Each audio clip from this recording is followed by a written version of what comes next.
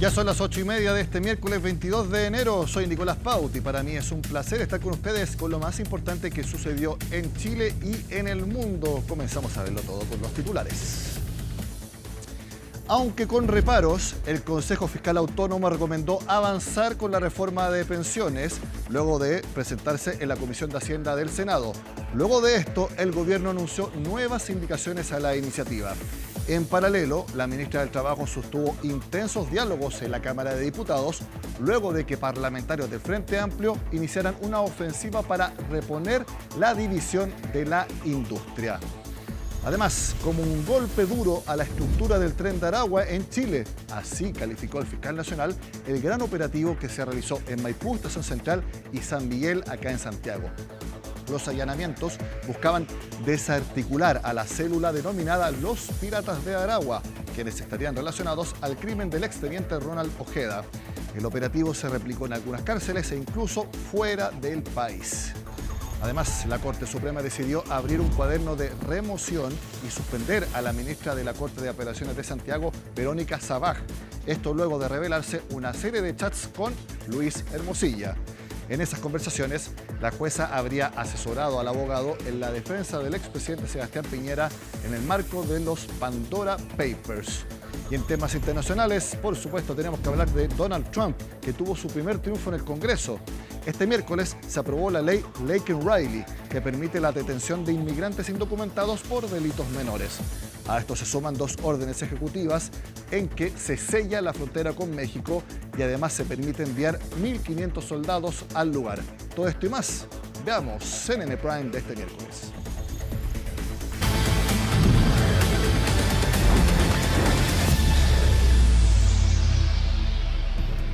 11 riesgos fiscales son los que identificó el Consejo Fiscal Autónomo en su informe sobre la reforma de pensiones. El órgano, sin embargo, propone una serie de medidas de mitigación y advierte que, desde el punto de vista fiscal, es necesario avanzar con el proyecto.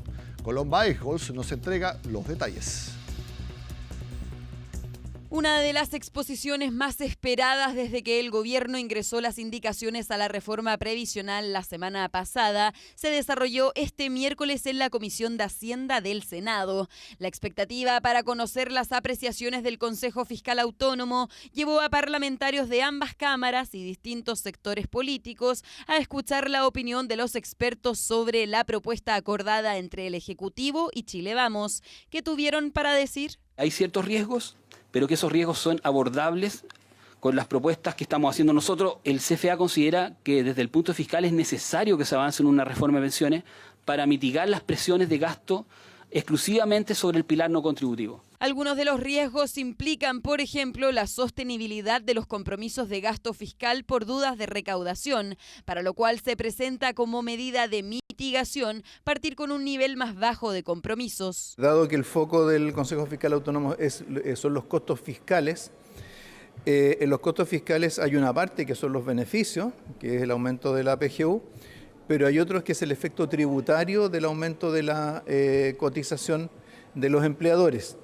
Y ese segundo componente es más importante cuantitativamente que el primero. Los eventuales ajustes a la edad de jubilación es otra preocupación del Consejo Fiscal, ya que la evidencia internacional sobre el envejecimiento de la población indica que es necesario realizar una modificación, preferiblemente de forma gradual e implementando incentivos, cuestión que se aborda en la reforma con solo algunos estímulos de este tipo. Ha planteado distintas soluciones, distintas mitigaciones, que si son recogidas por el ministro de Hacienda, varias de ellas en este mismo proyecto, otras en otro proyecto. Dice que hay importantes riesgos fiscales para el país y solicita al gobierno una serie de estudios nacionales e internacionales. Y también señala que tuvo muy poco tiempo para estudiar una reforma de esta envergadura. En otras palabras, lo que le está diciendo es que esto es irresponsable. Puesto que también llama a la DIPRES a analizar avanzar hacia metas de superávit de balance estructural necesarias en los próximos años para garantizar la sostenibilidad fiscal,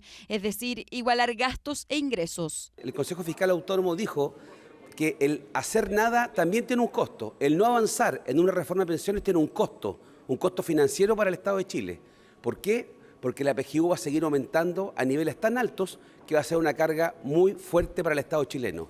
Las recomendaciones de los expertos y la apertura del gobierno para hacer ajustes sobre el acuerdo deja entonces la tramitación en manos del Congreso, particularmente en la Cámara de Diputados, toda vez que el proyecto sea despachado desde el Senado este jueves. Como hemos utilizado siempre todos los modelos que se han utilizado en las mismas reformas anteriores planteadas, y el informe tiene ciertos subelementos técnicos expuestos, no debiera haber dificultad en ese sentido, pero seguramente si hay dudas que tengamos que aclarar, vamos a estar disponibles. La bancada del Partido Socialista de manera mayoritaria va a respaldar la reforma del sistema de pensiones de nuestro gobierno. Creemos que es un esfuerzo importante que ha hecho el gobierno en materia de llegar a un acuerdo para avanzar en la creación de un seguro social, del aumento de la PGU de manera sostenible en el tiempo, de poder enfrentar las brechas que existen entre hombres y mujeres. Propuestas que no tienen a todos de acuerdo. Desde el Partido Republicano siguen sosteniendo que se trata de una reforma que destruirá el empleo y a miles de emprendedores en Chile, mientras que voces del oficialismo, principalmente del Frente Amplio, pretenden reponer el articulado que divide a la industria de las AFP entre sociedades inversoras y administradoras. Vamos inmediatamente al Congreso en Valparaíso porque la información ha cambiado bastante en las últimas horas. Ahí la vemos a Francisca Cárdenas, ya hablamos hace un rato en Agenda Económica y te quiero preguntar si hay alguna novedad o todo sigue más o menos como lo conversamos hace una media hora. Buenas noches, Francisca.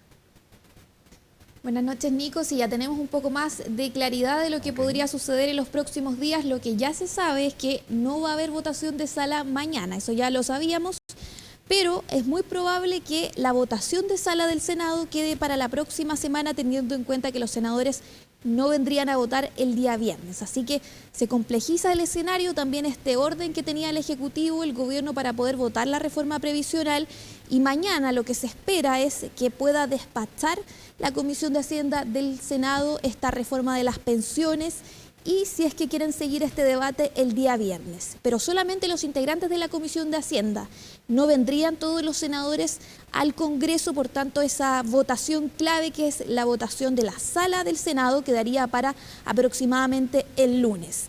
Si eso sucede, ya la votación, y es el tercer trámite constitucional de la reforma previsional de la Cámara de Diputados, quedaría también para la próxima semana, y ahí sí o sí el gobierno tiene que usar esta herramienta, esta potestad constitucional que tiene el presidente Gabriel Boric de citar al Congreso a votar la reforma de pensiones. Pasemos a escuchar parte de algunas reacciones de los ministros una vez que finalizó la sesión de hoy de la Comisión de Hacienda del Senado. Se estuvieron, exponiendo algunas observaciones del Consejo Fiscal Autónomo. Ha sido interés del Ejecutivo poder aclararlas hoy día mismo, todas las dudas que han existido, y estamos en completa disposición para ingresar las indicaciones que puedan hacerse cargo de algunas de las preocupaciones que el CFE ha tenido. Y esperamos poder salir pronto de la Comisión de Hacienda, para lo cual estamos disponibles para que se cite mañana, se ingresen mañana las indicaciones, se puedan discutir y ojalá votar. Hay que considerar que esto después debe pasar a la sala del Senado y tenemos interés que después de eso pueda pasar también a la Cámara de Diputadas y Diputados. Aquí no hay ninguna razón para que no se sesione jueves, viernes, sábado y domingo.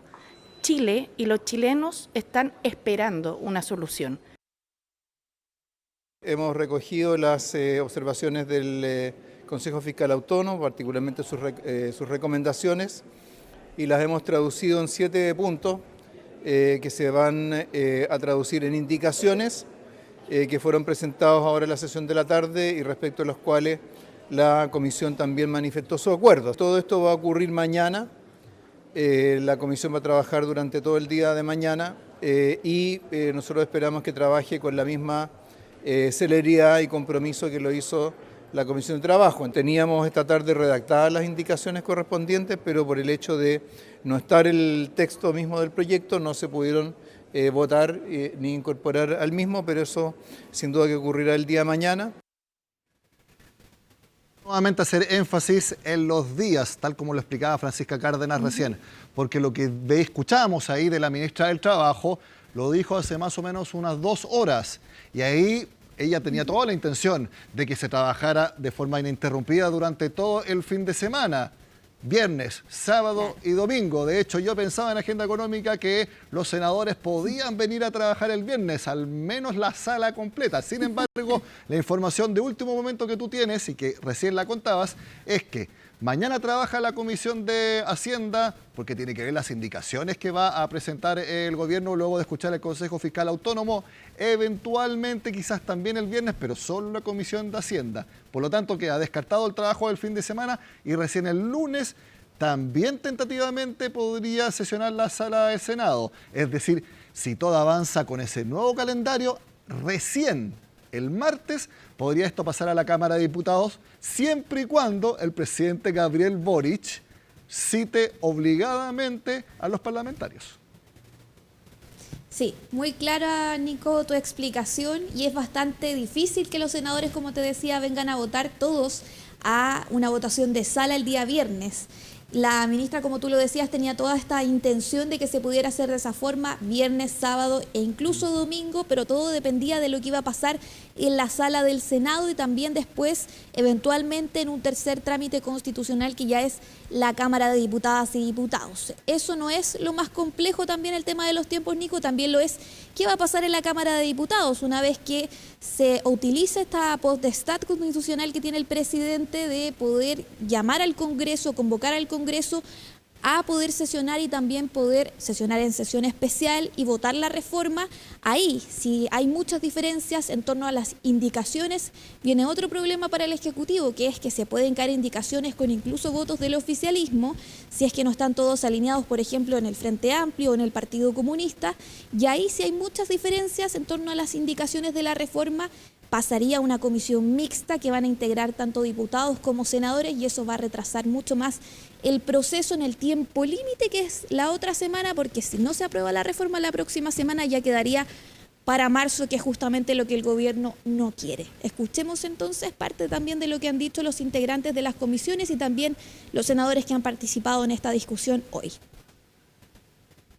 Estamos disponibles a sesionar todos los días que sea necesario, pero no vamos a sacrificar la seriedad del proyecto. Y por eso mañana, que es día jueves, que estaba contemplado inicialmente que sesionara el Senado, en la sala del Senado vamos a sesionar como comisión, mañana y tarde, y vamos a ir trabajando todos los días que sea necesario hasta poder despacharla. No vamos a poner una fecha de despacho de la ley hasta que tengamos el informe y vamos a tener claridad de todo aquello que tenemos que analizar en la misma. Nada mejor que hacer las cosas con celeridad, pero con seriedad, y por lo mismo creo que el acuerdo se mantiene, el acuerdo en ningún caso está en cuestionamiento, y obviamente así como la Comisión de Trabajo estuvo 6 meses trabajando, la Comisión de Hacienda tiene que hacer lo propio, de buena manera. Incluso eso robustece el acuerdo, en ningún caso lo pone en riesgo. El senador Kass, que preside la Comisión de Hacienda, ha tenido la voluntad de poder avanzar en el proyecto sin tener los informes de la Comisión de Trabajo.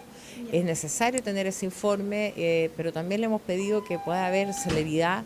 Pero también quiero destacar la voluntad del gobierno en cuanto a acoger las observaciones del Consejo Autónomo y que finalmente se van a introducir indicaciones al proyecto, por lo tanto hay que darle celeridad, pero sobre todo con mucha responsabilidad. Si hay que esperar un día más, habrá que hacerlo. Eso es el acuerdo que se está tomando de poder mañana nuevamente retomar en la Comisión de Hacienda y despacharlo a la brevedad para que lo podamos votar en sala el viernes, el sábado, el domingo. Nosotros vamos a venir a votar el día que nos citen.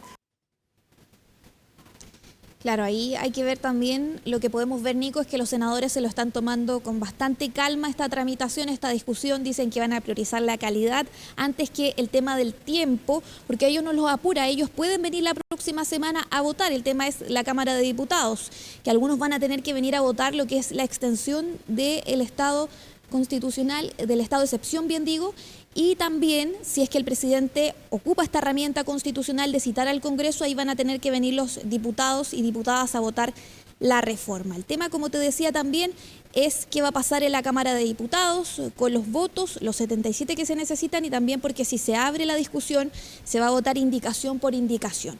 Por otro lado, también es muy clave lo que dice el senador Kast, el acuerdo se mantiene.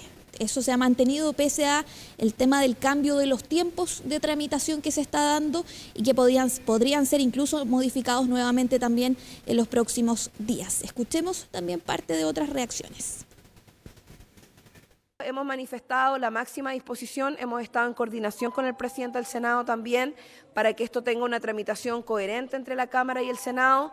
Esperamos que esto no se siga trabando porque también necesitamos tener mayores certezas respecto de los tiempos de tramitación. Estamos en ascua, no sabemos porque el Senado al parecer no estaría cumpliendo con los tiempos que se había propuesto inicialmente dentro del acuerdo. De ser así, nosotros tendremos que adaptar nuestros tiempos y evidentemente eso es lo que estamos esperando y por eso es que hemos venido a pedir no solo tener la coordinación, sino que también conocer de los tiempos legislativos, considerando que hasta ahora no está ni siquiera el informe de la Comisión de Trabajo despachado. Francisca, hace unos minutos vimos en la nota de Columba Eichholz que además de esta demora en la Comisión de Hacienda del Senado, otro flanco que se le abrió al gobierno por la reforma de pensiones viene desde el oficialismo, específicamente del Frente Amplio, con diputados que quieren reponer iniciativa cuando esté el proyecto allí para separar la industria, algo que quedó fuera en las actuales indicaciones. Eso también generó bastante ruido hoy en el Congreso. Claro, y eso justamente, esos reparos que se hacen por parte del oficialismo, Nico, van a ser claves en el tema de los votos, pese a que la ministra Jara hoy cruzó desde el Senado a la Cámara de Diputados a tratar de ordenar al oficialismo, al Frente Amplio principalmente, por justamente estas críticas que tienen al acuerdo al que llegó el gobierno con Chile Vamos y también a las indicaciones. Ellos van a insistir, pese a que pueden dar su voto a favor, dicen ellos, con lo que es la separación de la industria, no solamente ahora, sino que también en una discusión que podría ser en marzo a través de distintos proyectos y también en la idea de tener un inversor estatal. Eso lo van a seguir planteando y por otro lado también otros sectores plantean que van a seguir con esta idea de poder eliminar y modificar aún más las AFP, que era una idea que se ha perdido, dicen ellos, con lo que ha sido este acuerdo entre Chile Vamos y el gobierno y donde dicen además que la moneda ha cedido demasiado, en demasiados puntos, Nico. Francisca Cárdenas desde Valparaíso, trayendo los últimos detalles de la reforma de pensiones. Que estén muy bien, buenas noches. Buenas noches. Bueno, mañana, el viernes y también la próxima semana seguirá entonces esta verdadera teleserie que se ha transformado en la discusión previsional. 10 para las 9 de la noche, hacemos una pausa y ya volvemos con más CNN Prime.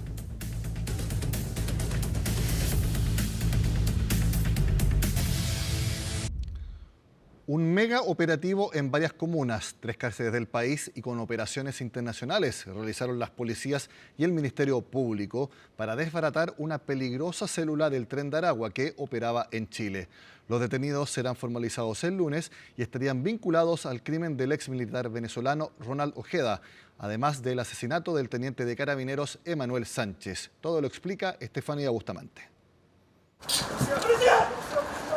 Estamos en la comuna de Maipú, donde se está desarrollando este despliegue por parte de Carabineros y también de la Policía de Investigaciones, todo bajo la atenta mirada del equipo de crimen organizado y homicidios.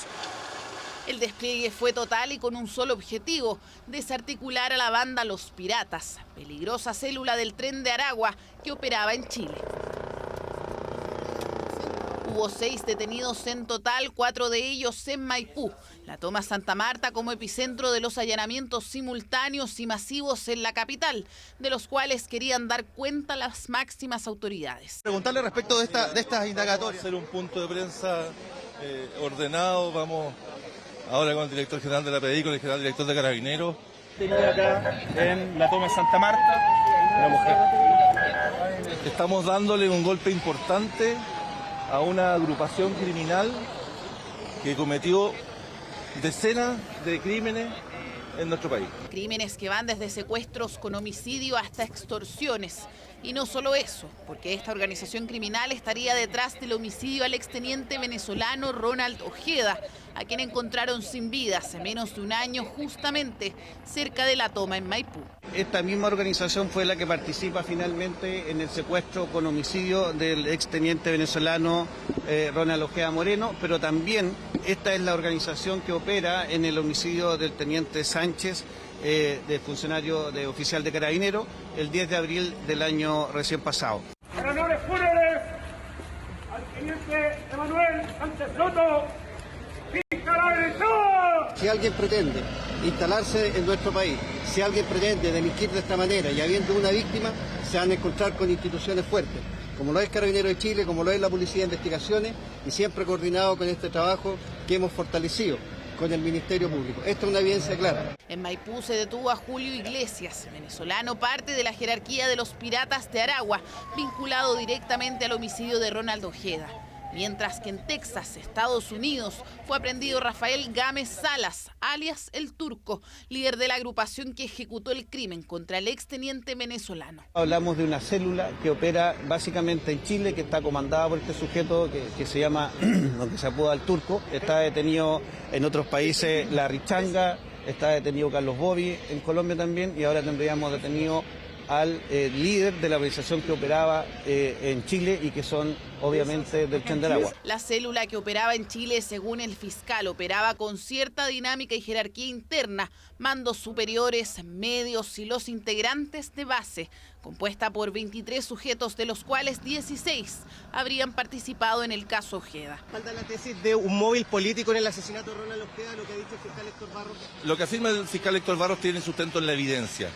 No es una opinión que esté construida sobre la base de una simple especulación. Y fue claro el fiscal nacional sobre la tesis que maneja el persecutor a cargo, quien señaló que este crimen fue coordinado desde Venezuela y por motivos políticos, dado que el exmilitar era desertor al régimen de Nicolás Maduro. Yo lo que dije es que esto estaba organizado desde allá y estaba organizado en este caso por el gobierno, no ha hablado de pagos. Y que era un crimen político, así de que se refiere. Sí. Las responsabilidades penales no pueden entrar en el terreno de la opinología. No nos parece útil entrar en polémicas respecto a antecedentes que hoy día no están a la vista. Antecedentes que se conocerán en tribunales este lunes una vez que los detenidos sean formalizados. Tras un mega operativo que también contó con allanamientos en 3 cárceles y coordinación internacional, todo para desarticular a la banda del Tren de Aragua que operaba en Chile. Esta jornada se detuvo a una mujer por su presunto vínculo con el incendio de Los Sauces, en el que murieron 3 brigadistas de CMPC. Queremos conocer más detalles, por eso tomamos contacto con Catalina Sánchez, a quien vemos en pantalla que está en la Araucanía. Catalina, muy buenas noches, aunque está todavía claro allá en la ex 9ª región. Sí, ¿cómo estás, Nico? Muy buenas noches. Claro, efectivamente, primero quiero comenzar contándote que este incendio se encuentra contenido, no controlado, pero ya su intensidad ha bajado considerablemente e incluso la comuna de Los Sauces ya no se encuentra bajo una alerta roja. Eso es un dato también muy importante y favorable para el combate de este incendio forestal. Claro, eso sí, fue un hecho bastante complejo porque generó la muerte de este incendio de 3 personas, 3 brigadistas, 3 hombres adultos, los que estaban combatiendo este incendio forestal, que lamentablemente fueron alcanzados por la acción del fuego y perdieron la vida. Además, que resultaron lesionados otras 11 personas, de las cuales 3 todavía siguen internadas y una de ellas en un estado crítico, pero afortunadamente fuera de riesgo vital. El día de hoy se confirmó la detención de una persona, de una mujer de 60 años, esto bien cercano al sector donde se inició el incendio forestal en un predio privado, predio San Francisco. Se detuvo a esta mujer de 60 años. Además, acá hay varios temas importantes que todavía están siendo investigados porque esta persona aparentemente tendría trastornos psiquiátricos severos, según lo que ha comentado la Fiscalía de la Araucanía. Por lo tanto, podría ser inimputable, pero eso todavía no ha sido confirmado o bien no ha sido respaldado por documentación. Documentación que además ya se solicitó al Servicio de Salud. Por mientras, la Fiscalía solicitó la internación provisional, la cual fue decretada por parte del Tribunal de la Comuna de Purén, donde fue formalizada durante esta mañana esta persona de 60 años. ¿Cómo se llega a dar con esta persona, Nico? Bueno, por diligencias que ha llevado a cabo tanto Carabineros, la BOCAR, como también la Policía de Investigaciones, que ha trabajado intensamente en el sitio del suceso. Han conversado con vecinos, con vecinas, quienes aparentemente, según comentaba la Fiscalía, habrían apuntado hacia esta mujer que la habrían visto eventualmente prendiendo fuego en este predio, que además no estaría muy cerca de su domicilio, pero ella también reside en las cercanías de la vía El Trintre. Quiero que pasemos a revisar parte de lo que nos comentaba al respecto el fiscal regional de la Araucanía, Roberto Garrido, también el jefe de la Videma, de la Policía de Investigaciones de Temuco, quienes han estado trabajando intensamente en esta indagación que logra detener a una mujer presuntamente vinculada a este incendio forestal. Escuchemos ambas declaraciones. Ella es una persona que obviamente es imputada, tiene derecho a guardar silencio y en apariencia tiene alguna condición mental que implicaría una eventual inimputabilidad, y eso por supuesto hace que tengamos que considerar esa circunstancia también para las solicitudes de las medidas cautelares y también para la realización de ciertas diligencias. Las motivaciones en realidad era simplemente causar el fuego con un elemento portador de llama. Esa es la situación, los antecedentes que tenemos hasta ahora. Continuando con las diligencias investigativas, se llega al sitio de suceso y se comienza a realizar todo el trabajo de la investigación propiamente tal, recabando algunos antecedentes que en forma posterior nos permitieron lograr identificar a una persona imputada del hecho. En estos momentos es una persona de sexo femenino, de mayor de edad, alrededor de 60 años de edad. Referente a la forma de ubicar a la imputada, se establecieron diferentes tomas de declaraciones de testigos y además también encontramos evidencia física, ropa en el lugar que pertenecían a la... ¿Es la única detenida? Al momento sí. ¿Pero hay indicios de más personas involucradas? Con respecto a lo acelerante, en este momento está en pericia, no lo sabemos todavía. Catalina, ayer veíamos al ministro de Agricultura decir que había evidencia de una posible intencionalidad en el incendio. Incluso dijo que podía tratarse de un conflicto entre vecinos. ¿Se refería a esta persona? ¿Tiene ligazón lo que estamos viendo ahora con lo que decía ayer el ministro de Agricultura? Sí, efectivamente, Nico, es el mismo caso. Incluso sus palabras generaron reacciones inmediatas en la delegación, también en la fiscalía, porque poco después de que él dijera estos dichos, estuvimos con el fiscal Roberto Garrido, le consultamos respecto de esta intencionalidad. Fue una teoría, una tesis que agarró bastante fuerza, y el fiscal, debo decirlo, que se mostró un poco molesto con estos dichos, porque él comenzó señalando sus declaraciones que el Ministerio de Agricultura no es parte de la investigación, sino que el organismo encargado de investigar es el Ministerio Público, y que él desconocía de dónde él había sacado esa información. Más tarde estuvimos también en un comité policial. En la delegación se le consultó al delegado respecto de los dichos. Él señaló que no ha tenido contacto con el ministro, que no se comunicaron durante la jornada, que tampoco el delegado manejaba ninguna información oficial o extraoficial respecto de cuál sería la fuente o de dónde sacó esta información. Así que generó un poco de molestia y generó también bastante confusión en la comunidad sus dichos, porque se comenzó a decir rápidamente que efectivamente era una discusión de vecinos. Bueno, eso aparentemente no sería así, porque la lista que investigaba la fiscalía era otra. Sí, estaba vinculado a una intencionalidad, eso es lo que se estaba investigando hace ya bastantes días, pero no una discusión entre vecinos. Así que se hizo ahí la aclaración y su versión no fue respaldada ni por la delegación ni por la Fiscalía de la Araucanía. Así que eso también era muy importante poder aclararlo. Pero ahora lo importante acá también, Nico, es justamente la situación psiquiátrica, mental de esta persona, porque se apunta a que tendría trastornos psiquiátricos severos, lo cual, por cierto, que debe ser respaldado por esta documentación que yo te comento. Se estaba evaluando hace un tiempo atrás, hace unas horas atrás, dónde se va a cumplir esta internación provisoria, si va a ser en la UEPI, si va a ser en un psiquiátrico de la comuna de Angol, en Malleco, más cercano a su domicilio. Bueno, eso es lo que se debe evaluar respecto de la documentación que sea entregada.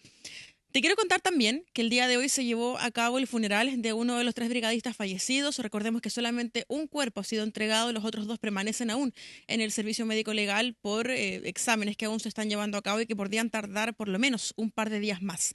La Corma se refirió respecto a este funeral, una jornada particularmente difícil para la empresa privada, pero también para toda la región de la Araucanía y también la región del Biobío. Recordemos que estos 3 brigadistas pertenecen a ambas regiones, en Millantú, en Los Ángeles también, y en el caso de la Araucanía en la comuna de Angol. Así que te invito ahora a que pasemos a revisar parte de lo que nos comentaba Corma, pero también el delegado Eduardo Abdala, que el día de ayer fue bastante enfático en señalar que no había ninguna versión oficial ni extraoficial hasta que tuvieran resultados de la investigación que se presentaron durante esta jornada con esta detención de esta mujer de 60 años.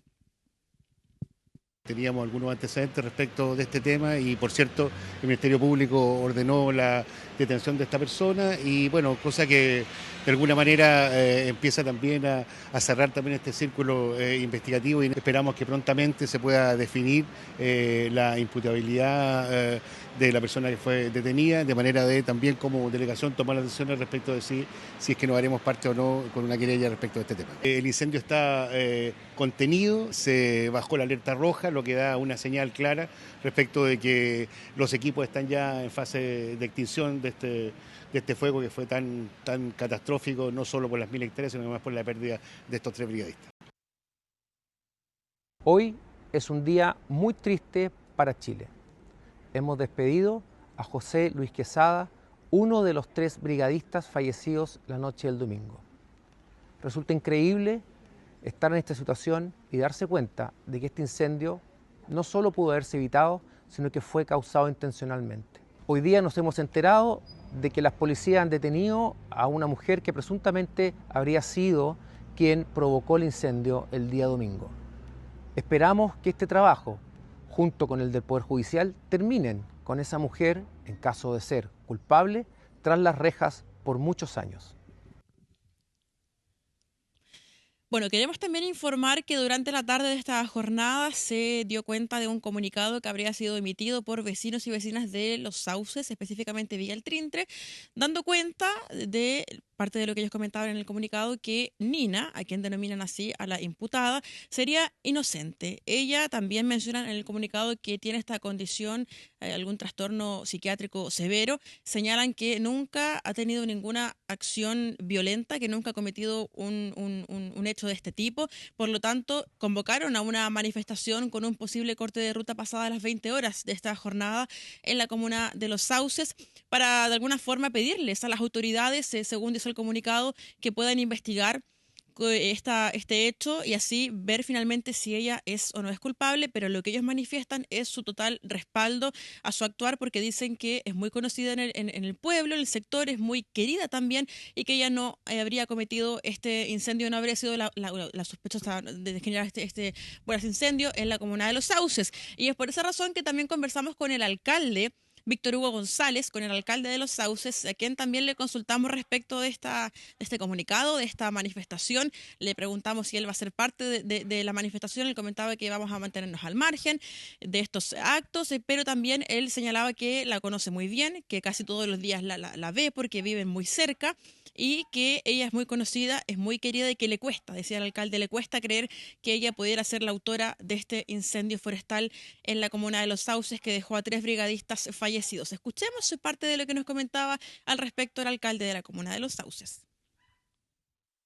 Hay una persona que está detenida, ella, bueno, yo la conozco de Los Sauces es un pueblo muy pequeño, jamás ha dado muestras de violencia, de nada parecido, y me extraña la situación que se haya dado de esta forma.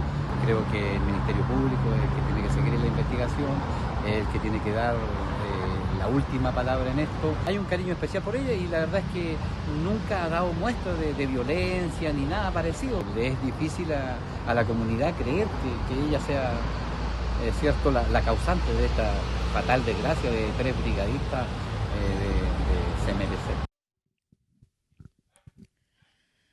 Claro, ayer el alcalde también comentaba que cada vez que la ve, la saluda, ella no conversa mucho, dice que más bien le hace señas, pero que es muy querida por toda la comunidad, por todo el sector de Los Sauces, y que le costaría mucho creer que ella fuera la autora de este incendio forestal en la comuna de Los Sauces. Lo que queda ahora por ver, Nico, como yo te lo contaba al inicio, es finalmente si se logra acreditar mediante los informes, estos eventuales trastornos psiquiátricos severos, con el fin de mantener esta internación provisional, o bien si podría modificarse en caso de que ella resulte ser imputable ante la ley. Vamos a estar atentos entonces a cómo se desarrolla este hecho. Catalina Sánchez, muchas gracias por el completo informe desde la Araucanía. Que esté muy bien. Buenas noches. Casi 19.000 millones de pesos fue la multa a Enel por los extensos cortes de luz de agosto. Luego de 5 meses de investigación, la superintendencia le aplicó la mayor sanción de la historia. Fernanda Moy explica las razones y también en qué está el proceso para caducar la concesión. Mi hijo, que es dependiente de insulina, no tengo luz, y la insulina tiene que estar refrigerada. Ya perdimos todo lo que teníamos en la casa ya, carne, todo ya se perdió. Más encima tenemos una cafetería, nosotros aquí a la vuelta, donde tenemos producto de cafetería y se echó todo a perder. 700.000 personas afectadas, pérdidas en alimentos y electrodomésticos, incluso 3 personas electrodependientes fallecidas. Son algunas de las consecuencias de la extensa interrupción del suministro eléctrico en agosto pasado. Por todos los problemas causados, esta mañana la Superintendencia de Electricidad y Combustible dio a conocer la aplicación de la multa más grande de su historia, aplicada en Enel Distribución por los prolongados cortes en la región metropolitana. El monto de la multa es de 280.000 unidades tributarias mensuales, correspondientes a 18.800 millones de pesos. La SEC comunicó 4 infracciones: falta de mantenimiento de la infraestructura eléctrica,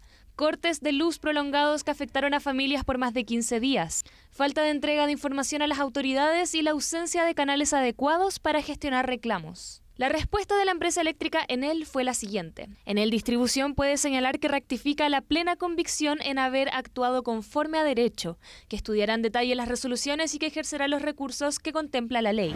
¿Qué le parece esta multa histórica cursada por la SEC a la empresa Enel? Me parece incluso poco.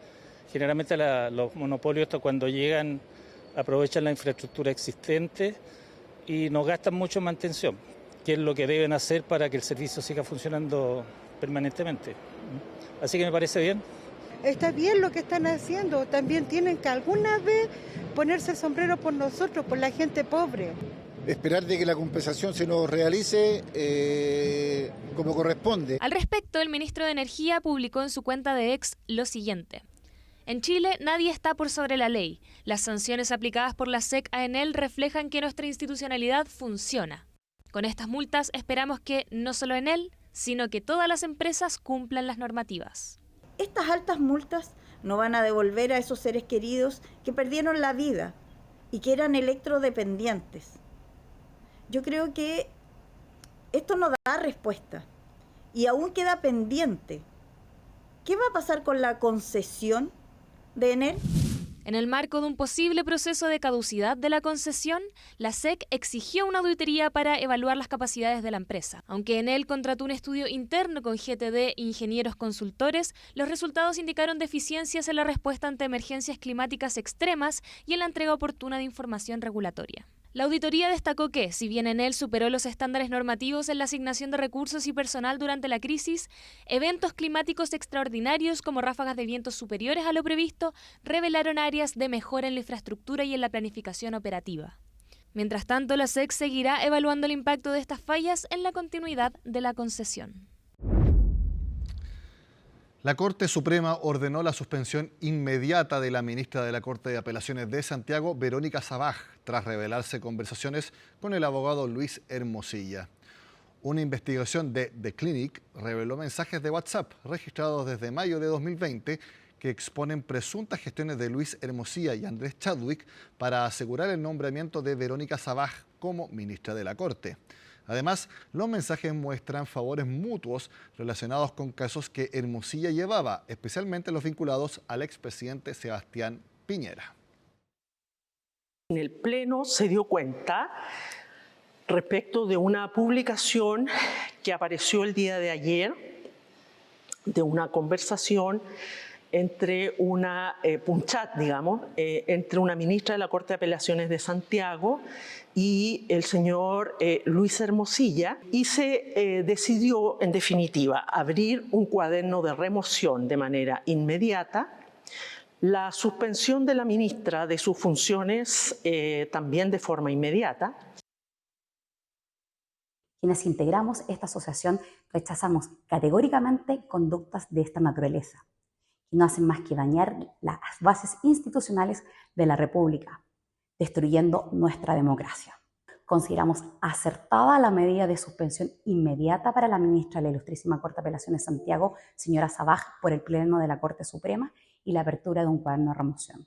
Creemos que es de suma urgencia avanzar en un proyecto de ley que modifica el sistema de nombramientos judiciales, pero al mismo tiempo realizar profundos ajustes de una propuesta que no ataca la opacidad que caracteriza el sistema de justicia de nombramientos, manteniendo el control político en la designación de los jueces y juezas chilenos.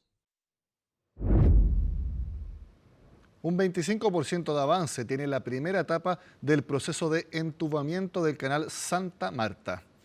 Así lo comprobó la inspección realizada por la ministra de Obras Públicas junto al alcalde de Maipú.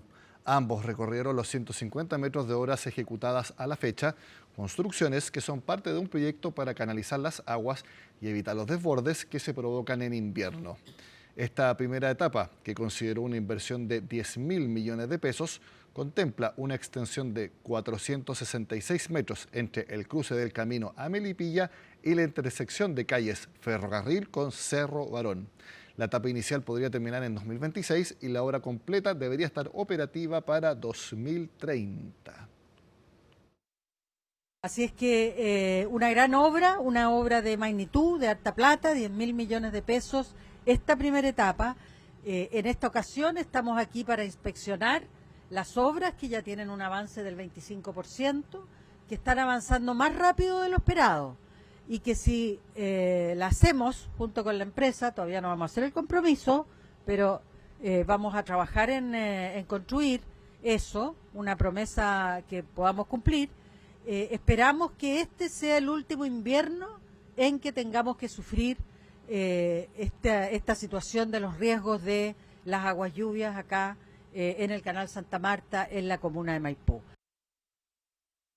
Nosotros sabemos que, claro, el Canal Santa Marta tiene un caudal máximo de resistencia por sus características geográficas, podríamos decir, pero sin duda la tremenda acumulación de basura que se genera en este punto en nada ayuda a poder aumentar ese caudal, muy por el contrario, disminuye su capacidad y hace que los rebalses sean más probables. Recordemos que este es un proyecto que incluye 3 etapas, recién estamos ejecutando una, que es solamente de 466 metros, el canal es mucho más extenso y ahí, por cierto, el llamado a la responsabilidad a nuestros vecinos y vecinas a que todos colaboremos. Acá el Ministerio está ejecutando una obra compleja, carísima y que da una solución definitiva, pero muchas veces esto no sirve si no tenemos la colaboración también y la conciencia de nuestros vecinos de cómo tenemos que ir cuidando el medio ambiente y cuidando nuestra comunidad. Este jueves será relevante para la investigación por la compra fallida de la casa del expresidente Salvador Allende. La ministra Maya Fernández, su nieta, llegará a declarar ante la Fiscalía, mientras el Tribunal Constitucional tendrá que admitir o no a trámite las solicitudes de la oposición para cesar del cargo a la senadora Isabel Allende. Todos los detalles los tiene Macarena Román. Senadora. La atención mediática ha estado sobre ella y probablemente seguirá. Si les parece, dejo pasar. Sí. La senadora del Partido Socialista tuvo que responder a lo que partió como un rumor y luego se hizo realidad.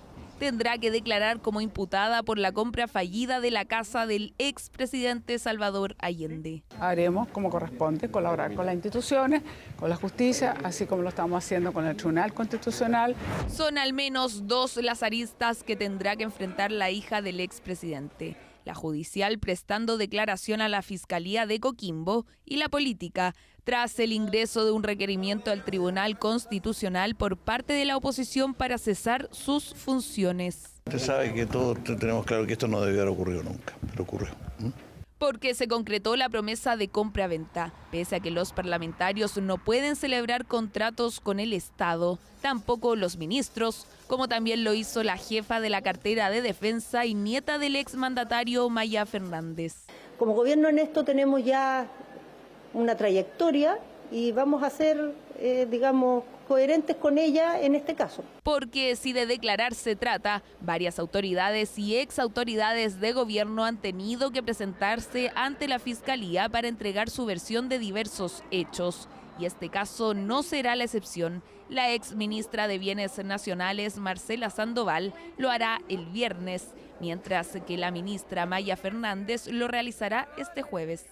Bueno, ministra Toá, quiero decirle que el efecto rebote ahora le llegó a usted, le llegó en la moneda, porque el criterio Toá también lo va a tener que aplicar con Maya Fernández, ministra de Defensa. Resulta que Maya Fernández está citada como imputada.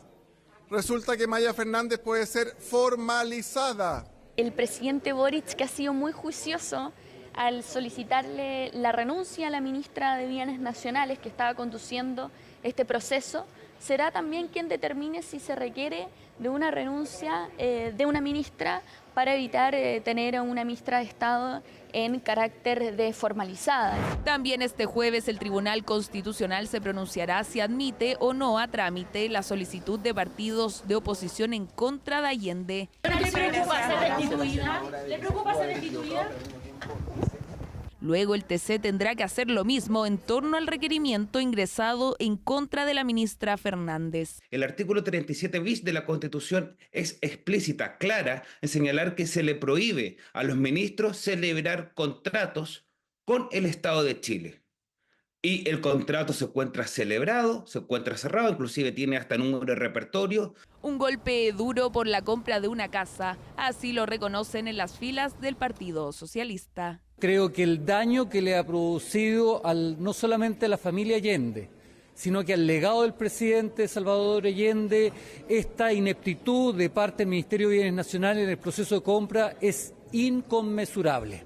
Nos parece que efectivamente es algo que es notorio que se han cometido errores en este caso, pero evidentemente yo creo que bajo ningún punto de vista se mancha el legado de Salvador Allende, que no dice relación para nada con este caso.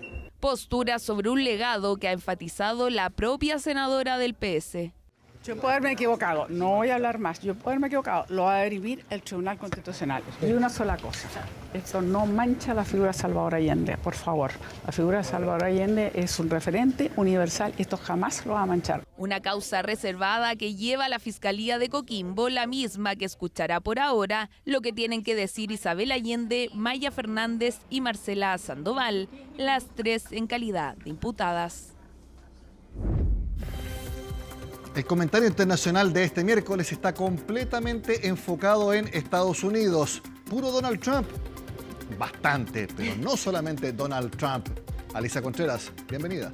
Muchas gracias, Nico. Vamos a partir entonces con el primer gran triunfo de Donald Trump en el Congreso, porque se aprobó la primera ley contra la inmigración. ¿Qué pasó? Hoy día la Cámara de Representantes aprobó la normativa Laken Riley. ¿Quién es ella? Es una estudiante de 22 años que murió asesinada por un extranjero, específicamente un venezolano. Y es por eso que algunos parlamentarios impulsaron esta normativa que básicamente lo que permite es poder detener a migrantes indocumentados por delitos menores como robo, hurto. Y precisamente este extranjero que mató a Laken tenía acusaciones, ahí lo vemos, acusaciones de hurto, pero había sido liberado. Y según los parlamentarios que apoyan esta normativa, si hubiese estado vigente, podrían haberlo detenido antes entonces de que matara a esta joven de 22 años.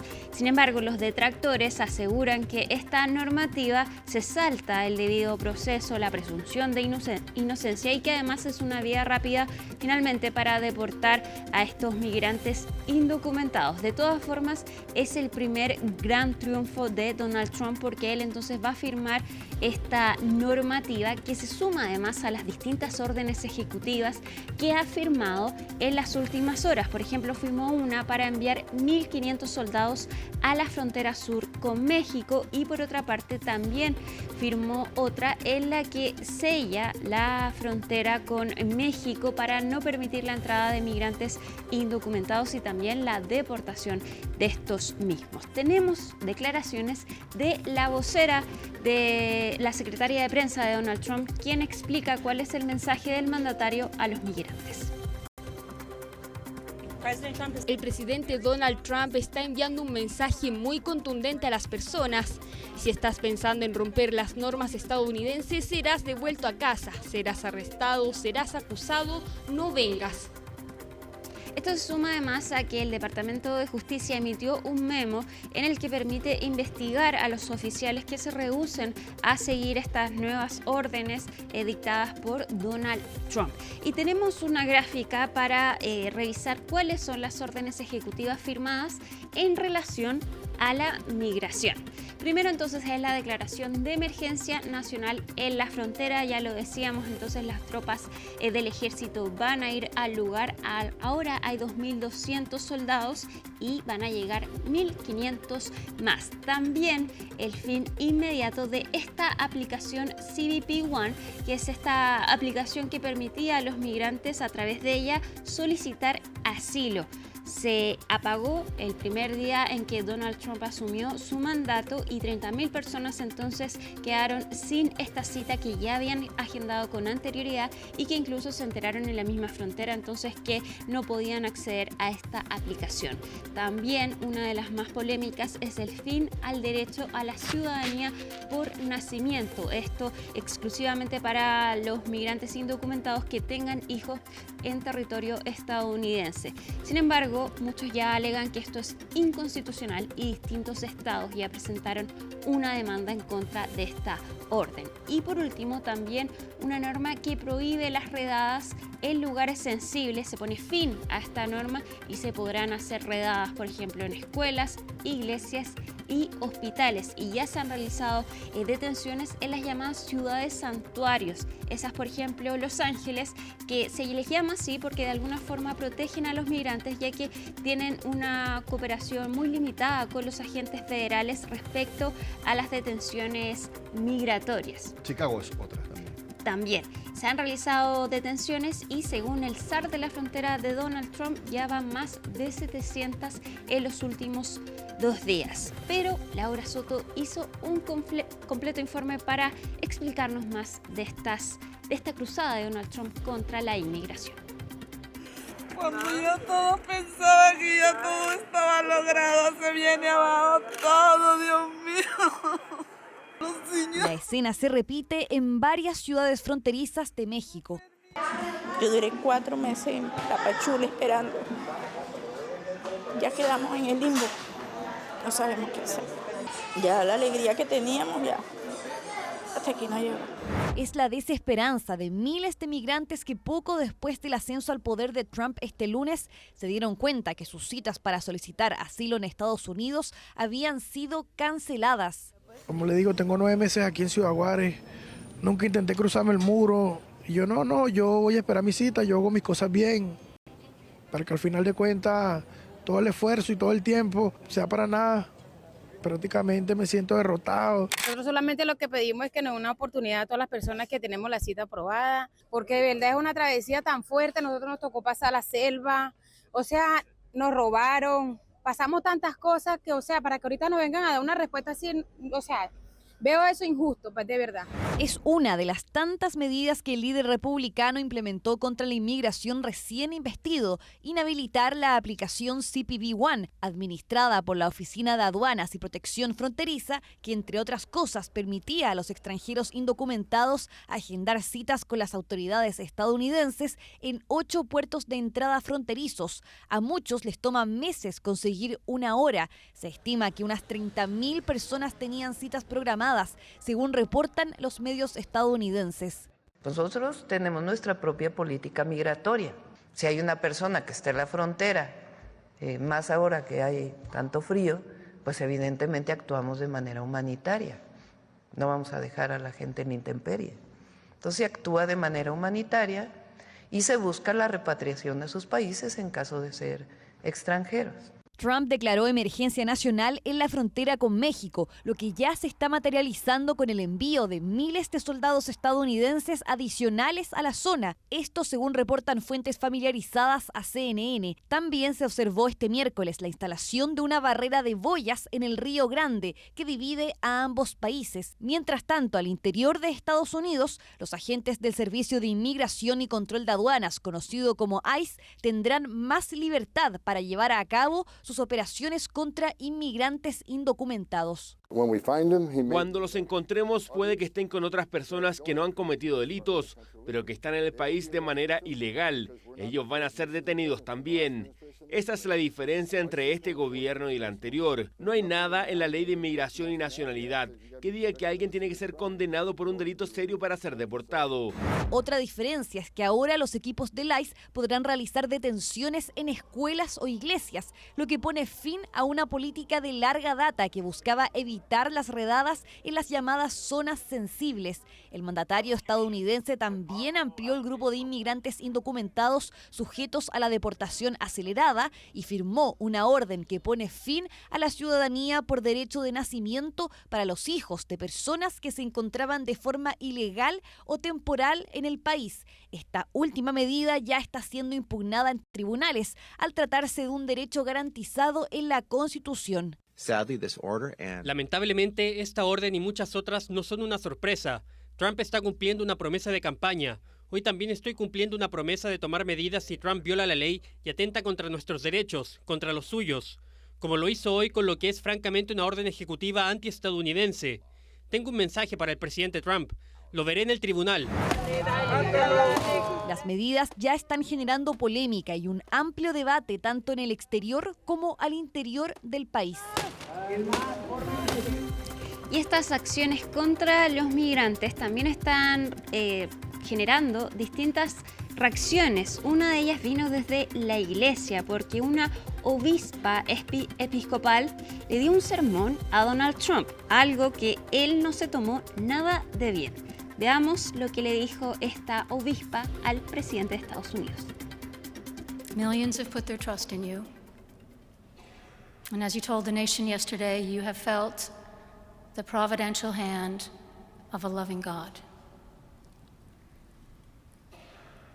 In the name of our God, I ask you to have mercy upon the people in our country who are scared now.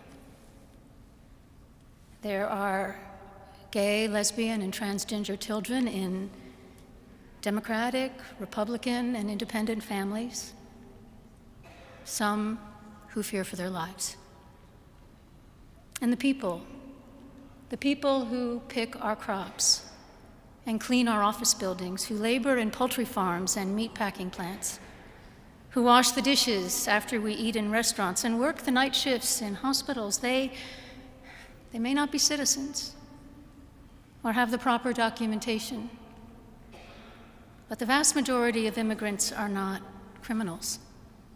They pay taxes and are good neighbors.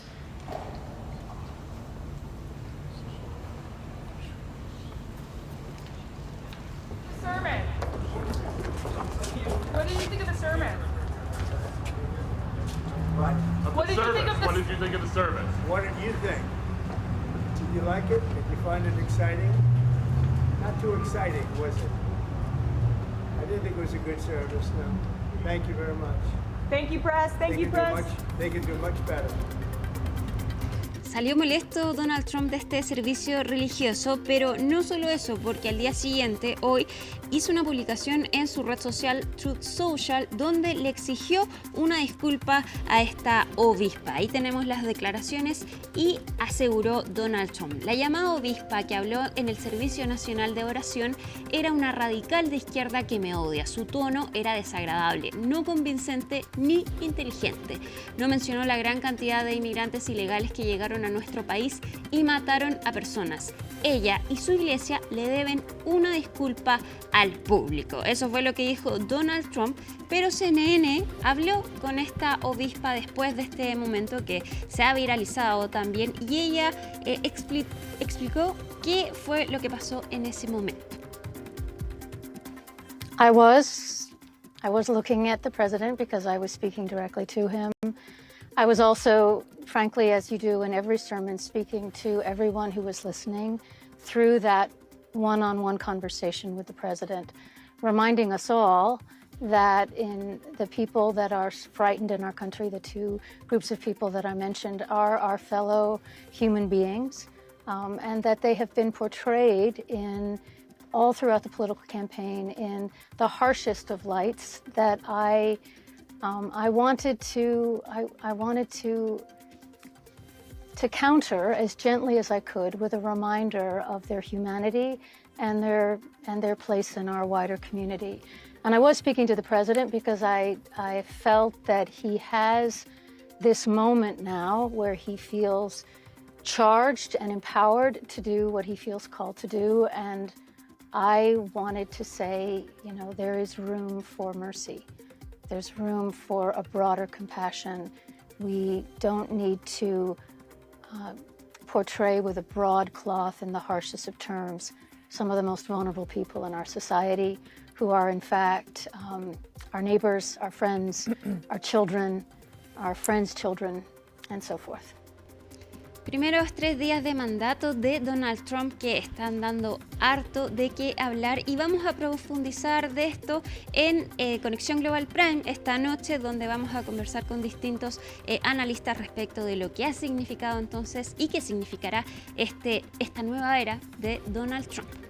Vamos a seguir ahora en Los Ángeles porque hay preocupación respecto de este nuevo incendio que se está registrando al norte del condado de Los Ángeles. Se suma a los incendios anteriores que ya dejaron 28 muertos y que todavía no logran ser completamente controlados. Este incendio comenzó la mañana en Los Ángeles a las 10:53 am y está avanzando a una velocidad de 200 hectáreas por hora. Así comenzó este incendio y ahora está avanzando también rápidamente. Provocó órdenes de evacuación y se teme entonces este rápido avance de las llamas a raíz del viento en la zona. Entonces vamos a estar atentos a esta nueva emergencia que se registra en el condado de Los Ángeles. Pero no solo eso, porque si hay incendios en Los Ángeles, en California, en Florida hay nieve. Hay nieve y estábamos hablando de que Donald Trump va a enviar 1.500 soldados a la zona. Parece que va a tener que enviarlos bien abrigados si es que van en estos días.